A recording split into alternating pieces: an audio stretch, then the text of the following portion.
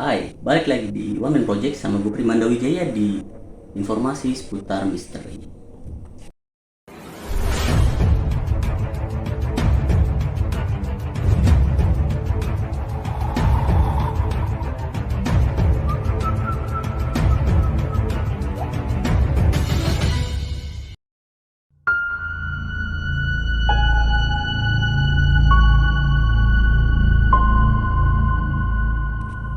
Informasi kali ini gue bakal berbagi cerita tentang boneka. Yang mana masa gue kecil dulu boneka adalah sebuah mainan ya. Nah, zaman sekarang sering beredar adanya boneka arwah atau spirit doll. Yang ternyata boneka spirit doll juga bisa meninggal juga. Seperti apa penjelasannya?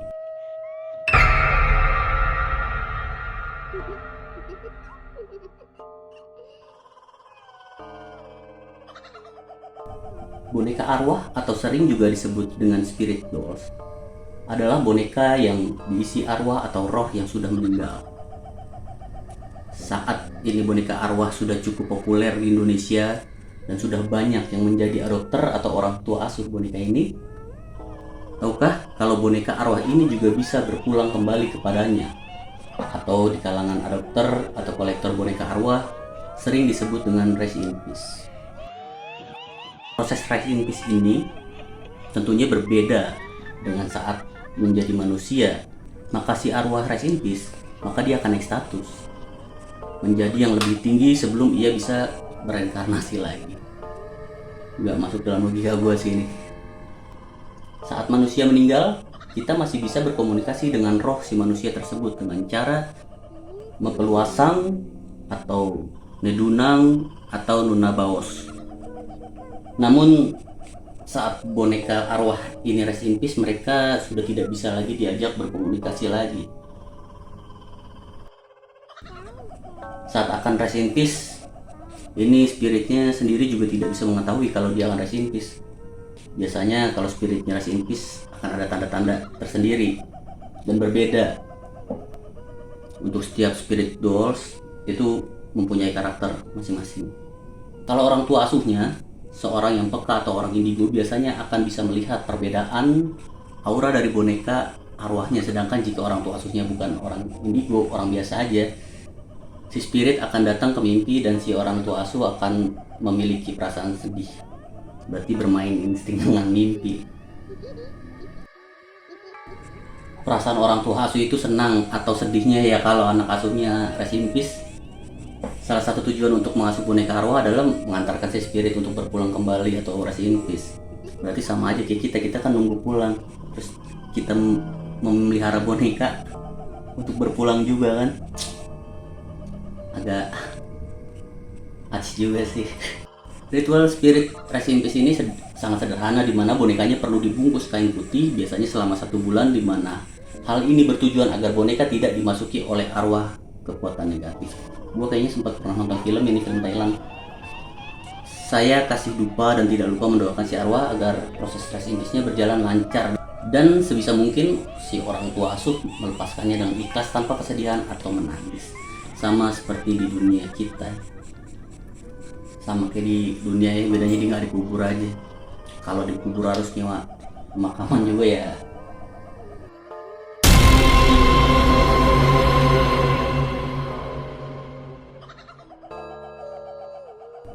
Dan ini adalah 6 boneka paling menyeramkan di dunia. Leta. Boneka ini seukuran dengan anak kecil, terbuat dari kayu dengan rambut manusia asli.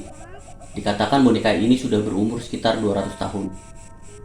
Pemilik boneka, Kerry Walton, mengklaim telah menemukan Leta pada tahun 1970. Charlie si boneka hantu.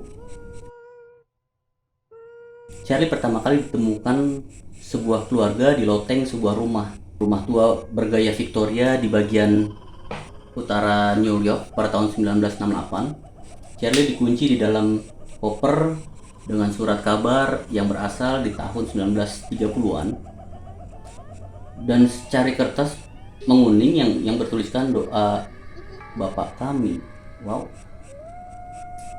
Keluarga tersebut lalu memajang Charlie dengan boneka lainnya. Setelah kejadian itu muncul hal-hal aneh yang terjadi pada posisi. Charlie sering berubah dengan boneka lainnya.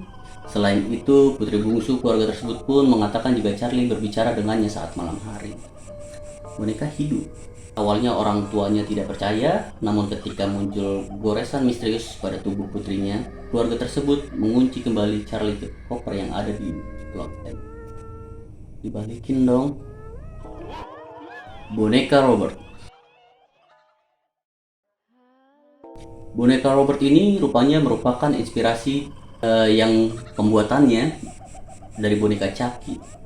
Dalam film Kids Play, dilaporkan boneka ini dibuat oleh perusahaan mainan Stef terkenal di Jerman.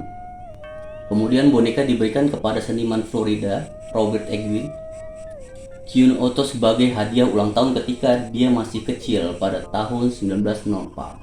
Boneka itu memakai setelan pelaut yang merupakan pakaian masa kecil dari Jenny yang asli. Cerita lain mengatakan bahwa boneka itu adalah dari pelayan yang mempraktikkan voodoo, jahat sebagai balas dendam atau beberapa kesalahan yang tidak bisa diketahui secara keluarga. Cari tentang perilaku aneh boneka itu dimulai dari awal dengan laporan tentang boneka yang mengubah ekspresi dengan bergerak sendiri di sekitar rumah. Boneka Elmo. Wow, boneka Elmo tuh boneka lucu setahu gue. Boneka Elmo merupakan salah satu mainan cukup populer sejak pertama kali dijual. Mainan yang bisa bicara ini pertama dijual pada tahun 1996.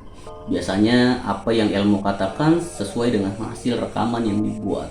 Setahu gue boneka ini boneka mainan anak-anak ya. Namun pada tahun 2008 seorang keluarga Boyman memberikan boneka ini kepada putranya, si James. Boneka ini diatur untuk menyebutkan beberapa frase kepada James. Saat baterai habis dan diganti dengan yang baru, kata yang keluar dari Elmo adalah bunuh James. Hal itu membuat boneka ini menjadi menyeramkan. Mungkin ada kebencian sendiri kayaknya dari orang tua nih.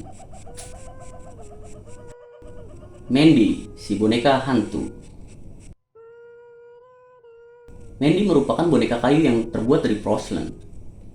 Dikatakan boneka ini diproduksi di Eropa pada tahun 1910. Tidak begitu jelas mengenai kisah boneka yang satu ini, tetapi dilaporkan pemilik boneka ini sering mendengar Mandy menangis pada malam hari. Annabelle. Ya, boneka Annabelle yang salah satu filmnya juga sempat booming ya. Annabelle merupakan sebuah boneka yang digambarkan sebagai sosok Anne. Dalam film, sosok Annabelle merupakan boneka yang menyeramkan, pada aslinya merupakan boneka yang manis dan lucu. Kisah Annabelle bermula ketika boneka ini diberikan kepada seorang siswa perawat muda bernama Donna oleh ibunya pada tahun 1970. Boneka itu akan berpindah-pindah apartemen ketika Donna dan teman sekamarnya Angie. Ketika tidak ada di rumah, boneka itu meninggalkan catatan dan meminta bantuan. Kemudian dia menyerang pacar Angie. Wow, pasti semuanya serba hidup. Ketika wanita muda itu menemukan darah di gaun boneka itu, mereka memanggil seorang paranormal terkenal yaitu Ed dan Lauren Mugar. Lalu Annabelle dimasukkan ke dalam kotak bertuliskan positive do not open. Yang sudah dibicarakan doa, menurut keterangan boneka tersebut dirasuki roh seorang gadis bernama Annabelle.